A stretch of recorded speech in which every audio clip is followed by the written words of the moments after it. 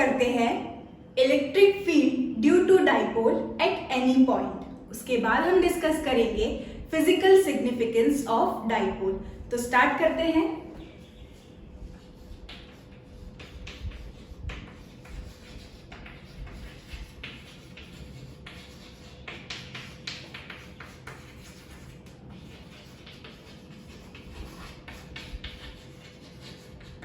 तो इससे पहले वाली वीडियो में हमने डिस्कस किया था electric field due to dipole में हमने दो केसेस पढ़े थे, एट एक्सिस या एक्सियल पॉइंट और एट इक्वेटोरियल पॉइंट। ठीक है, दोनों ही पॉइंट हमने डिस्कस कर लिए हैं। अगर वो वीडियो आपने ना देखी हो तो उसकी लिंक नीचे डिस्क्रिप्शन बॉक्स में आपको मिल जाएगी।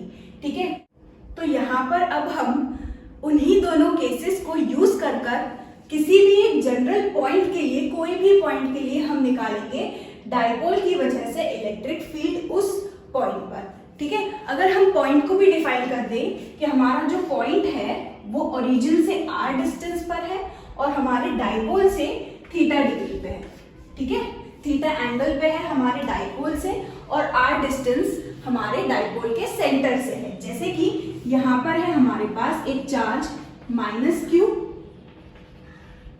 यहाँ पर एक चार्ज +q। इसका जो सेंटर होता था उसको हम बोलते हैं सेंटर ऑफ डाइपोल। हमारे सेंटर ऑफ डाइपोल से थीटा डिग्री पे, थीटा एंगल पे r डिस्टेंस पर हमने एक पॉइंट लिया है। इस पॉइंट को हम सपोज कर लेते हैं s। ठीक है, इस s पॉइंट पर अब हमको निकालनी है इलेक्ट्रिक फील्ड। अगर हम इस थीटा की वैल्यू अगर हम 0 डिग्री ले लें, ठीक है, थीटा की वैल्यू 0, यानी कि हमारा जो s पॉइंट है वो कहां पर पहुंच जाएगा, इसके एक्सिस में, यानी कि हमारा जो एक्सिस वाला केस है उसकी वजह से इलेक्ट्रिक फील्ड निकल जाएगी। अगर हम इस थीटा की वैल्यू 90 डिग्री ले लें, यानी कि कुछ इस तरह से, यानी कि वो पॉइंट हमारा कहां पर हो जाएगा, इक्वेटोरियल लाइन पे। ठीक, तो यहाँ पर हम अब क्या कर रहे हैं, एक जनरल पॉइंट के लिए हम इलेक्ट्रिक फील्ड निकालेंगे और वो ये इक्वेशन हम हमारे एक्सियल पॉइंट के लिए भी यूज कर सकते हैं और इक्वेटोरियल के लिए भी यूज कर सकते हैं। ठीक है, तो स्टार्ट करते हैं। अब हमें इलेक्ट्रिक फील्ड निकालनी है इस पॉइंट S पे। किसकी वजह से, इन दो चार्जेस की वजह से। तो होगा क्या, अगर हम यहाँ पर डाइपोल ले लें, ठीक, यहाँ पर अगर हम क्या कंसीडर करें, सबसे पहले डाइपोल, क्योंकि हमें electric field due to dipole ही तो निकालना है। तो अगर हम यहाँ डाइपोल देखें तो हमारा डाइपोल का डायरेक्शन कैसा होता है, from negative charge to positive charge, यानी कि ये डायरेक्शन हो जाएगा किसका, हमारे डाइपोल का।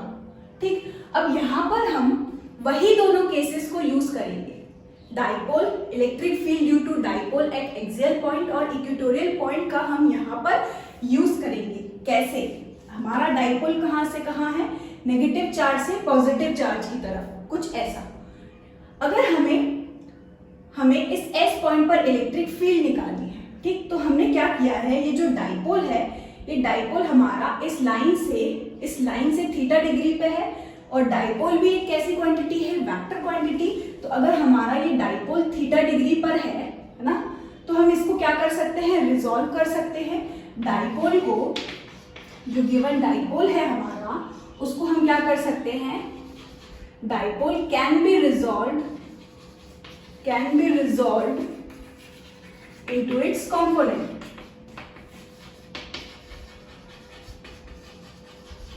ठीक है, हमारा जो डाइपोल है उसको हम कंपोनेंट्स में रिजॉल्व कर सकते हैं। अगर हम देखें तो ये हमारा डाइपोल है, ठीक, तो डाइपोल का थीटा पर, P का थीटा पर कौन सा कंपोनेंट आएगा, यहाँ पर हमारे डाइपोल का कंपोनेंट आएगा P का cos थीटा, और इसी के परपेंडिकुलर यहाँ पर आएगा हमारा डाइपोल का sin थीटा।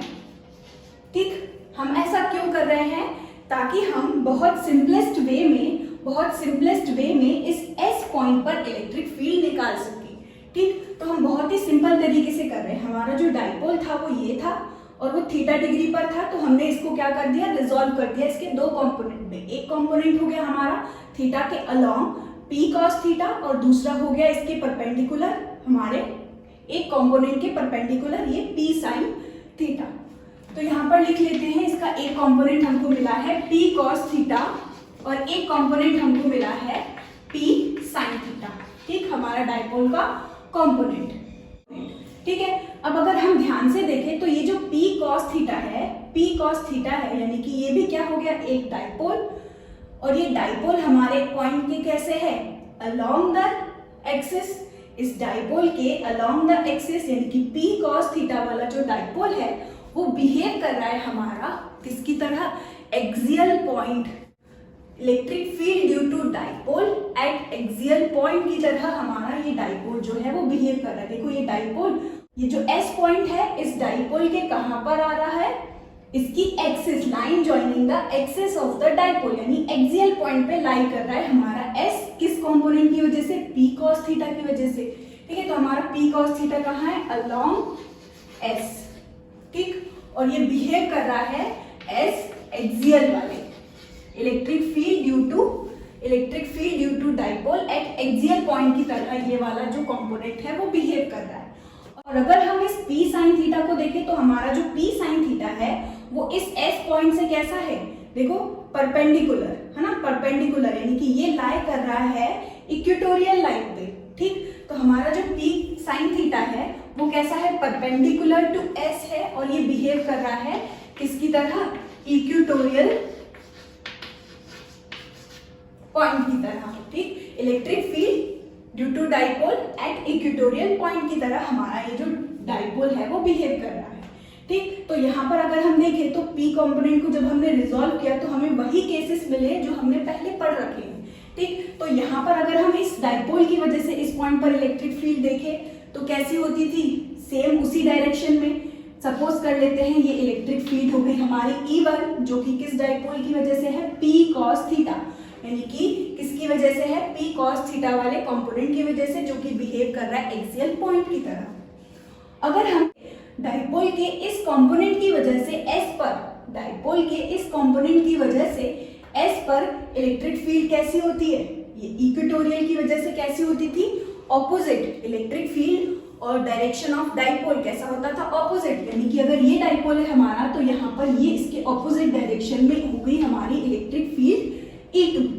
ठीक, तो अब देखो यहाँ पर हमको इलेक्ट्रिक फील्ड मिल गई S पर, किसकी वजह से, डाइपोल के इन दो कंपोनेंट्स की वजह से। अब यहाँ पर हमें इस S पॉइंट पर क्या करना है, नेट इलेक्ट्रिक फील्ड निकालनी है। तो नेट इलेक्ट्रिक फील्ड किसकी वजह से होगी, electric field due to first plus electric field due to second dipole. ठीक है, और अगर हम यहाँ पर अब इसका वेक्टर सम करें, इन दो इलेक्ट्रिक फील्ड का अगर हम यहाँ पर क्या करें, वेक्टर सम करें, तो हमको यहाँ पर मिल रहा है, देखो साफ साफ ये कंपोनेंट और ये कंपोनेंट एक दूसरे के कैसे है, परपेंडिकुलर, यानी कि यहाँ पर E1 और E2 भी एक दूसरे के कैसे हैं, perpendicular. Angle between two vector, यानी कि E1 और E2 के बीच एंगल हमको कितना मिल रहा है, 90 डिग्री। यानी कि अगर हम यहाँ पर फॉर्मूला लगा करके इसको सॉल्व करें तो हमको क्या मिलेगा, अंडर रूट ऑफ E1 का स्क्वायर प्लस E2 का square plus 2 E1 E2 cos 90। ठीक, cos 90 की वैल्यू 0, तो यहाँ पर क्या मिल जाएगा, अंडर रूट ऑफ E1 का स्क्वायर प्लस E2 का स्क्वायर। और इसको फाइनली जब हम सॉल्व करेंगे, इलेक्ट्रिक फील्ड एट फर्स्ट अगर हम निकालें, हमारी इलेक्ट्रिक फील्ड ड्यू टू कौन सा डाइपोल था, P cos theta. P cos theta की वजह से अगर हम देखें तो ये कौन सा केस बन रहा है, एक्सियल वाला। एक्सिस पे एक्सियल पॉइंट पर हमारी जो इलेक्ट्रिक फील्ड निकल रही थी वो क्या निकली थी, KP अपॉन R3। अगर हम मैग्नीट्यूड की बात करें तो हमारी जो एक्सियल पॉइंट के लिए इलेक्ट्रिक फील्ड निकल रही थी स्मॉल डाइपोल के लिए वो कितनी थी, 2KP अपॉन R3। बस हमें यहाँ पर P की जगह पर डाइपोल को क्या लेना है, P cos थीटा, तो P की जगह पर हमने ले लिया P cos थीटा। ऐसे ही अगर हम बात करें E2, तो E2 जो है इलेक्ट्रिक फील्ड, ये किसकी वजह से है, P sin थीटा वाले कंपोनेंट की वजह से, जो कि बिहेव कर रहा है किसकी तरह, इक्वेटोरियल की तरह, है ना। तो इक्वेटोरियल वाले के लिए हमारी जो इलेक्ट्रिक फील्ड होती थी वो क्या होती थी, KP अपॉन R3, है ना। मैग्नीट्यूड की बात कर रहे हैं इसलिए माइनस साइन हमने नहीं लिया है। और P की जगह पर हम क्या ले लेंगे, कौन सा डाइपोल है, ये P तो है नहीं, P sin थीटा है, तो बस P की जगह पर P sin थीटा। बस अब ये दो वैल्यू हम उठा करके यहाँ पुट कर देंगे, कितना आएगा, 2KP अपॉन R3 और cos थीटा का whole square plus K P sine theta upon R cube का होल स्क्वायर। अब यहां से अगर हम कॉमन ले इसको, अंडर रूट ऑफ, यहां से हम कॉमन ले लेते हैं इसको के स्क्वायर के पी अपॉन आर क्यूब के होल स्क्वायर को, तो अंदर हमारे पास क्या बच जाएगा 2 कॉस स्क्वायर, 2 कॉस थीटा का होल स्क्वायर, और उसका स्क्वायर करेंगे तो 2 का स्क्वायर कितना मिलेगा 4, कॉस का स्क्वायर करेंगे तो कॉस स्क्वायर थीटा, ठीक है, प्लस यहां से K P upon R cube common निकाला तो हमको क्या मिलेगा साइन स्क्वायर थीटा, ठीक है।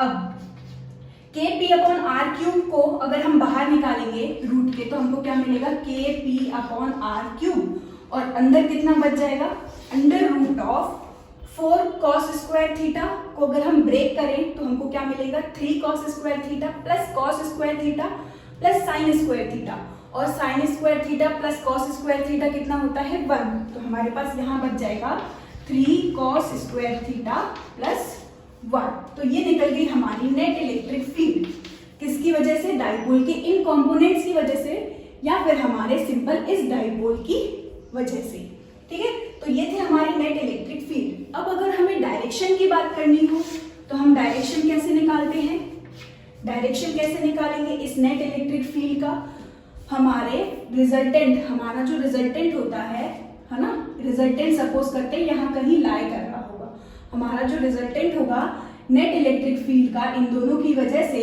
वो हमारे फर्स्ट इलेक्ट्रिक फील्ड से कहाँ होगा, अल्फा एंगल पर होगा, ठीक। तो ये ई नेट जो है वो हमारे फर्स्ट वेक्टर यानी कि E1 से कितना है, अल्फा एंगल पर है, तो बस हमें अल्फा की वैल्यू निकालनी। फॉर्मूला क्या होता है, tan alpha is equal to B sine theta upon A plus B cos theta. तो एंगल तो हमारे इन दो वेक्टर के बीच कितना है 90, यानी कि हमारा जो फॉर्मूला है वो क्या हो जाएगा b अपॉन ए या फिर E2 अपॉन E1, ठीक है, E2 अपॉन E1। अगर हम देखें तो E2 कितना है K P sine theta upon R cube, है ना, होल अपॉन में E1 कितना है 2kp sine theta upon R cube. तो यहां से आर क्यूब कैंसिल, हमको कितना मिलेगा, साइन थीटा नहीं ये cos theta, R cube cancel, KP से कैंसिल, और हमारे पास यहाँ पर कितना आया देखो tan alpha is equal to, यहाँ से बच जाएगा half sine theta upon cos theta, क्या होता है tan थीटा। तो ये निकल गया हमारा एंगल, ठीक, कि हमारे फर्स्ट वेक्टर से 1/2 tan थीटा। अब ये डिपेंड करेगा हमारा थीटा की वैल्यू क्या है, ठीक। तो ये निकल गई हमारी general equation two find the net magnitude of electric field, ये है, और फिर डायरेक्शन निकालने के लिए ये है, ठीक। बस अब हमें यहाँ पर क्या करना है, आर की वैल्यू पता होना चाहिए और थीटा एंगल हमको पता होना चाहिए। जैसे अगर हम एक्सियल की बात करें हम, तो एक्सियल के लिए फॉर्मूला क्या था 2kp अपॉन आर क्यूब, वो भी इससे निकल सकता है। एक्सियल के लिए थीटा की वैल्यू कितनी होगी, अगर 0, थीटा की वैल्यू कितनी होगी 0, तो इस फॉर्मूले में पुट करेंगे, देखो थीटा की वैल्यू 0, तो यहाँ से हमको कितना मिलेगा, cos 0 कितना होता है 1 का स्क्वायर 1, 3 प्लस 1 कितना हो जाएगा 4, और 4 का रूट निकालेंगे तो हमको कितना मिलेगा 2kp अपॉन आर क्यूब, और यही हमारी किसके लिए होती थी, एक्सियल के लिए होती थी। ऐसे अगर हम इक्वेटोरियल के लिए चेक करें इसको, तो थीटा की वैल्यू इक्वेटोरियल के लिए कितनी हो जाएगी 90, यानी कि यहाँ पर इस पर cos 90 की वैल्यू पुट करें कितनी होगी 0, तो यहाँ से कितना मिलेगा सिर्फ अंडर रूट वन यानी कि 1, तो कितना मिलेगा kp अपॉन आर क्यूब, जो कि मैग्नीट्यूड होता था हमारा इक्वेटोरियल पॉइंट के लिए, ठीक। तो ये थी हमारी electric field due to dipole at any general point. अब बस इसमें हमें थीटा की वैल्यू पुट करनी है, आर की वैल्यू पता होगी तो हम इलेक्ट्रिक फील्ड किसी भी पॉइंट में स्पेस में हम निकाल सकते हैं, ठीक है। इसके बाद देखते हैं physical significance of electric dipole. अगर हम बात करें पोलार और नॉन पोलार मॉलिक्यूल्स की,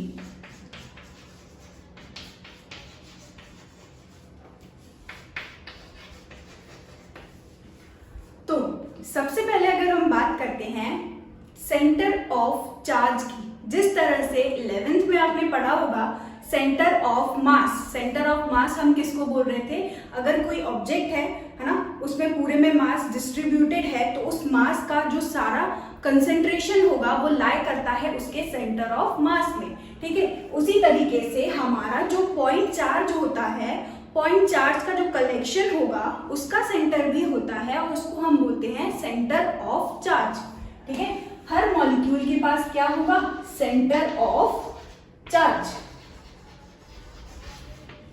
ठीक। अब हर मॉलिक्यूल का क्या होगा, सेंटर ऑफ चार्ज होगा। हर मॉलिक्यूल के पास क्या होगा, एटम के पास क्या होगा, पॉजिटिव चार्ज और नेगेटिव चार्ज। तो हमारा जो पॉजिटिव और नेगेटिव चार्ज है उसके पास हमारा क्या होगा, उसका सेंटर, ठीक। अगर किसी मॉलिक्यूल के एटम का सेंटर ऑफ पॉजिटिव चार्ज और सेंटर ऑफ नेगेटिव चार्ज लाई कर रहा है सेम पॉइंट पे, कोइंसाइड कर रहा है एक ही पॉइंट पर, तो हम बोलते हैं उस टाइप के मॉलिक्यूल का जो टोटल चार्ज होगा वो कितना हो जाएगा, नेट चार्ज कैसा होगा, 0, यानी कि कोई पोलैरिटी ही नहीं रह जाएगी। ऐसे मॉलिक्यूल को हम बोलते हैं नॉन पोलर मॉलिक्यूल।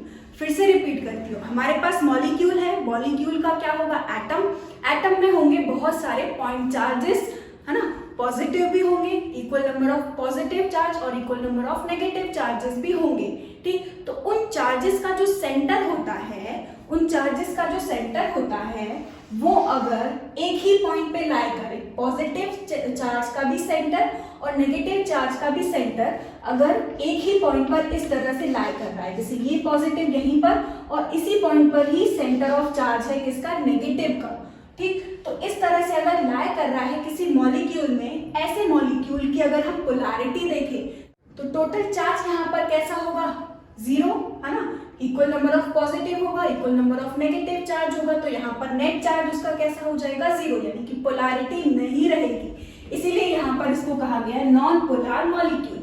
एग्जाम्पल में हम बात कर सकते हैं CO2 मॉलिक्यूल, CO2 की या फिर CH4 की, ठीक है।